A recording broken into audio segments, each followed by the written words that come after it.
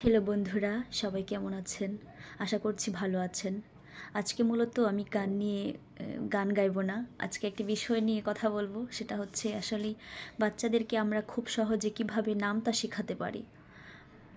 আমরা যদি আমাদের শিশুদেরকে গানে গানে নামতা শেখাই, এটা তাদের জন্য মনে রাখা খুব সহজ হয়। আর আসলে গবেষণা করে যে একটা জিনিস দেখা গেছে সেটা হচ্ছে সঙ্গীত স্মৃতিশক্তি বাড়াতে, তারপর মনোযোগ ধরে রাখতে এবং স্ট্রেস হরমোন মানে কর্টিসল কমাতে সাহায্য করে। সঙ্গীত যে কতটা উপকারী একটি শিশুর জন্য, এটা আসলেই যারা সঙ্গীত নিয়ে কাজ করে এবং কি শিশুদের বিকাশ নিয়ে কাজ করে তারা সবচেয়ে বেশি এই বিষয়গুলো জানে, অবগত আছেন ওনারা।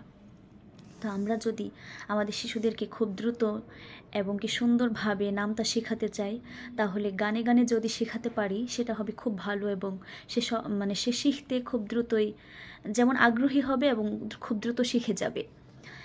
আমি একটা নামতা শেখানোর জন্য একটা সুর সিলেক্ট করেছি, এটা আমি আপনাদেরকে শোনাবো। আশা করছি ভালো লাগবে। কমেন্টে লিখবেন কেমন লেগেছে আপনাদের।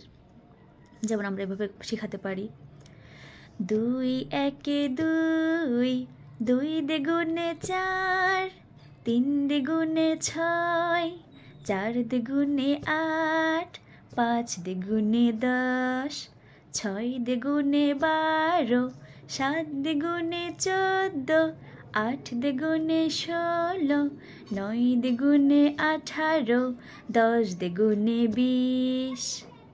এই ধারাবাহিকতায় এই ছন্দে ছন্দে আমরা প্রত্যেকটা নামতাই ওদেরকে শেখাতে পারি। আর আপনার যদি ইচ্ছা হয় আপনি নতুন সুর অ্যাড করলেন, সেটা আপনার ইচ্ছা, আপনি পারেন, সমস্যা নেই। আমার কাছে এটা মনে হলো। তাছাড়াও যেটা গবেষণা করে দেখা গেছে যে শিশুদের শারীরিক, মানসিক, সামাজিক বুদ্ধিবৃত্তি অনেক দিকেই উন্নতি ঘটায় এই সঙ্গীত।